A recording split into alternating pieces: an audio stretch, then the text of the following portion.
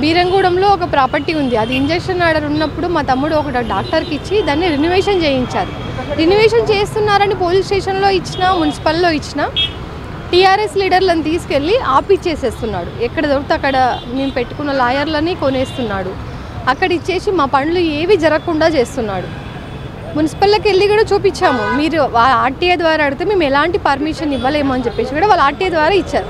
ఆ లెటర్ తీసుకుపోయి కూడా చూపించాను. మీరు ఎలాంటి పర్మిషన్ ఇవ్వలేదు, ప్లస్ దీనికి ఇంజక్షన్ ఆర్డర్ ఉంది, అయినా కన్స్ట్రక్షన్ చేస్తున్నారు, రెన్యువేషన్ చేస్తున్నారు, దాన్ని ఆపించండి అంటే ఆపించట్లేదు.